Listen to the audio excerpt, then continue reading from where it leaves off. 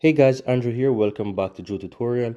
And in this video, I'm going to show you how to turn on or off personalized ads on Google Maps. Now, this is very interesting because what currently set by default is that Google is currently sending to you personalized ads based on your data.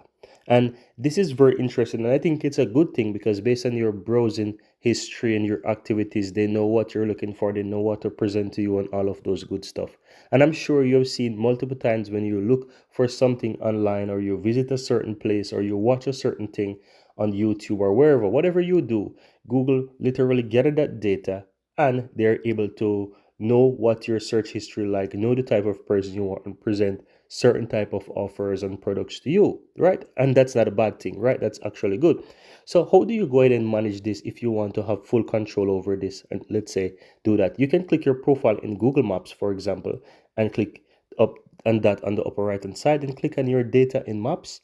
And if you scroll down, guys, you will have an option that says My Ad Center and it says personalized ads. It's on. So most likely you'll find this is on for you because this is how it all gather the data and ensure that you are receiving personalized ads. If you tap on that, you will see that there's different categories that it's currently going through. It goes through your age, gender, languages, all of those good stuff, right? Relationship, every single thing, right? Industry, it knows everything. It knows everything, right? So it's literally gathering the data.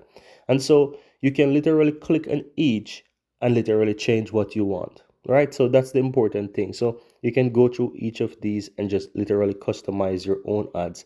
As you can see, it says customize the ads you see. And if you tap on customize, it will take you here and you'll be able to customize what you want to see. So you can literally go here and customize the ads that you see.